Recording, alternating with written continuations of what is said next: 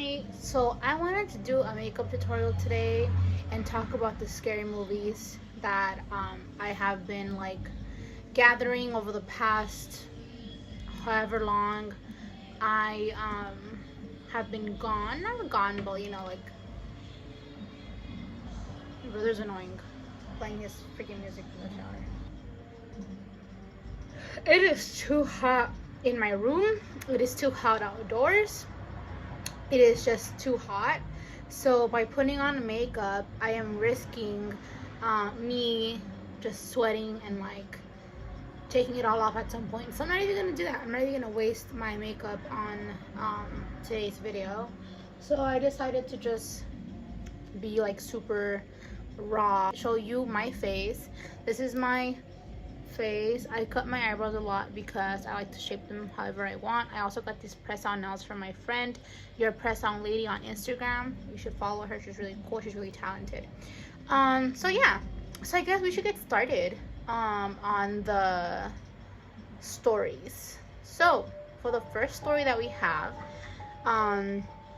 well, this one is actually not really a scary story. It's kind of like a myth, I'm sure. If you hear cars in the background, I do live on a main street and cars pass by all the time, but I like the sound and I like the fresh air, so just don't mind them. So the first story that we're going to be talking about is the eye boogers of dogs. So this isn't scary. Well, it's kind of scary. It's like in the same like section, I would say.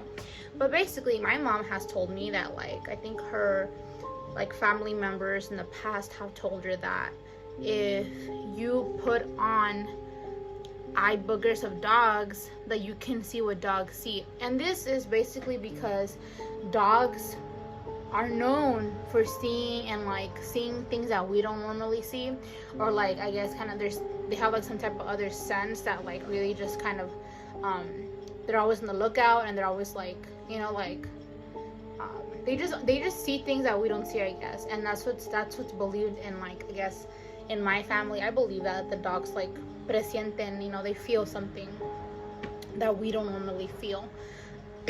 So that's kind of like, you know, the eye booger one. It's kind of weird. You let me know if you've heard of something like that. I've never heard of. I mean, I heard of it, you know, and I wouldn't ever want to put my. First of all, it's unsanitary, and second of all, like, why would I want to like put myself in that situation? Anyway, so that's like the first story. So the second story is about. So my grandpa told this story to my mom. And so basically how it went down was that my grandpa's friend was a taxi driver, and he was working late at night, and one night he pulled up to this lady, you know, this lady, like, you know, this really nice lady, like kind of like asked him to like pull over and to take her to La Iglesia, the Church of La Soledad, La Iglesia de la Soledad, and was like, okay, sir, like, I'll be right back. I'm gonna go to the church really quick, and then I'll be back, so just stay here. So then he went to the church, and then she asked him, okay, can you take me to the cemetery? And so my grandpa's friend did. He's like, okay, whatever, you know, whatever, I'm gonna get paid anyway. So he took her to the cemetery, and then the lady after was like, okay, so I actually don't have any money on me right now, however, I'm gonna give you this card, and you're gonna go to this house, and tomorrow morning my dad will pay you, because I really don't have any money, and you were such an awesome person, you know, you treat him with respect. I promise you, tomorrow go to this house and you'll get money. So the next day he goes to this house, so like the address of the card, and he tells like the man that answers, like, oh hi, like, you know, like, I picked up your daughter last night, I took her to the Iglesia de la Soledad, and I took her to the cemetery, and then she told me to see you because she told me that you were gonna pay me. And so he was like, you know, and so the guy was like, you know, the guy got his wallet and he was gonna like pay him, and he's like, I don't know if I should tell you this, but I think I'm gonna tell you. She's like, my daughter actually died, and she does this a lot. She gets rides from taxi drivers, and then she asks them to come to me and I'll give them money. And so like the taxi driver, like my grandpa's friend, basically was like really scared, and like I think he was like shook at the fact that he had like driven with someone that was dead in his car, and so like it took him a lot to recover from that and to start driving again. But I don't think he drove anymore because that was like too much for him, and I mean, I don't blame him, I get it. So that's like the second story. So the third story is my uncle. I just saw him yesterday. He came with my little cousins and they went swimming, and I was like, Theo, you gotta tell me some scary stories that my mom told me that you have in your pocket, like share them. And basically my Theo Victor said that when he was 2, so 1970, because he was born 1968, he said that he was like at home at night with his mom, and that like he was hanging out with his mom, obviously, and because his older siblings had gone out, and so they were just waiting for them, and his mom was making like tamales. And so he basically said that like basically what went down was that he was sitting here, he was sitting here, his mom was sitting here, she was making tamales, and so he could see from the window. He saw the window, and the tree was here, and it was dark outside. It was hella dark outside, and he claims that he saw El Catrín right here. It was like late at night. It was this older man. I'll put a picture of El Catrín here so you guys can see, but he saw the Catrín right here, like smoking a cigar, and that he was like, and this little 2-year-old was kind of like looking out the window and was like, who's that man like that's like hanging out back there, like I don't know him. And then he was like, so he was kind of staring at him like for a while, and he was like, who is that? Trying, you know, like when you're trying to figure out who that person is, you know, just to adjust and stuff. And so at some point he's like, oh, okay mom, you know, like there's this man outside, that's so weird. And so then his mom was like, oh, there's no one there, like come on. So then so she took him to the outside and was like, who the hell's out there, you know, like don't try to come and scare my family. Kind of just went off on this entity was. But so my uncle says that he saw El Catrín, and you'll see if you ever played a loteria, El Catrín is one of them, one of like the pictures. I also don't want to talk, I don't want to say his name because it's dark in my room and I'm getting kind of scared. Okay, I don't think I want to talk about these anymore. I'm kind of scared. I'm kind of scared. I'm kind of scared. The fourth scary story that I'm going to talk about is the same uncle, my Tío Victor, says that when he was 16 years old, he was one of those like guys, teenagers that helped the priest at the Catholic churches. And he said that at that time it was hella dark. There was like only one phone, and that like you needed like a candlelight kind of to like guide yourself. You didn't have a phone or a flashlight, you know, you didn't have that.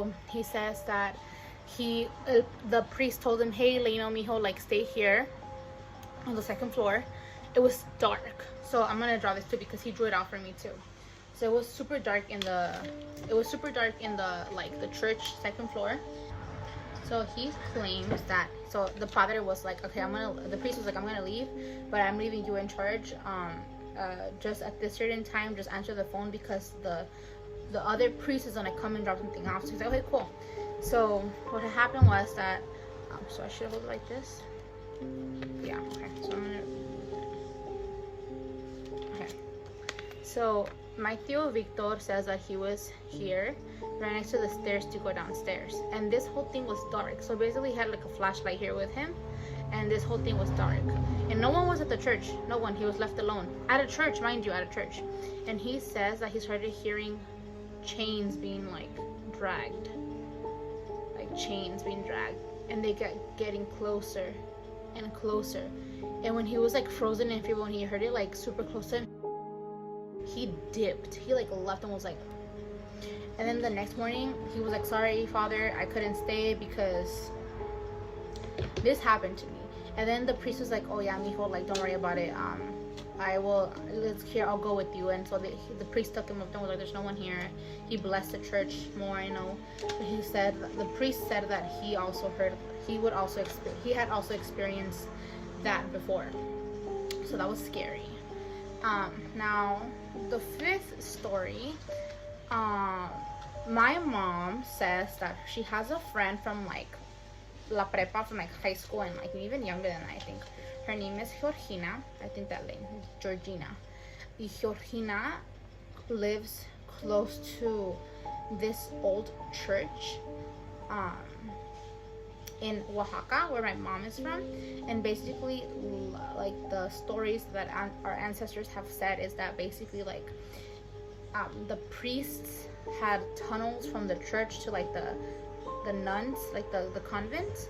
And basically it said that like the tunnels were connected to the priests and the nuns, and they would like do stuff that was like awful, sinful, and the nuns would get pregnant and they would abort their kids and like leave the babies to kind of just die in those tunnels. And so Georgina says that since she lives like around the tunnels, that she hears things, and that she feels like there is a lot of souls that were, kids, babies that died, and that's why they're like, they haven't rested in peace, because they were like wrongfully killed and disposed of disrespectfully, saying that the way that they covered up their like hypocrisy and their sins by like raping these nuns, and these nuns couldn't like face the public, that they like killed and disposed of the fetuses and the newborn babies was just wrong. And then they would like go out and preach the word of God, and it's like they would do the exact opposite of what they were preaching. They were very hypocrites. But yeah. And then I don't want to talk about the next one. I'm kind of scared too.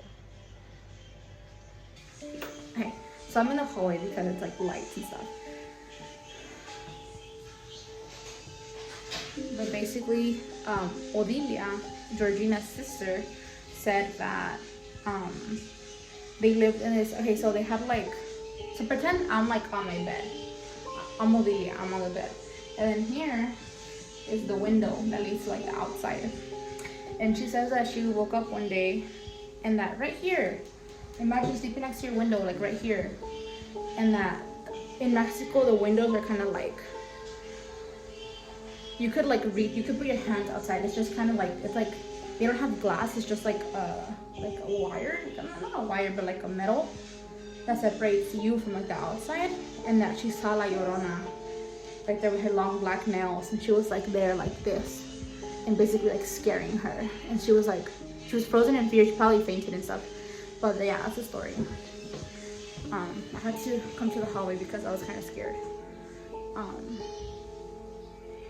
Cause I have a window. And low-key, that window scares me sometimes. Yeah. So yeah, that's the story. Those are the stories that I wanted to share today. I'm gonna collect other stories. I have a lot more, but like, life gets in the way. But yeah, those are the stories. I'm gonna edit the video now, and I'm gonna have it uploaded by tomorrow, hopefully. But yeah, all right, cool.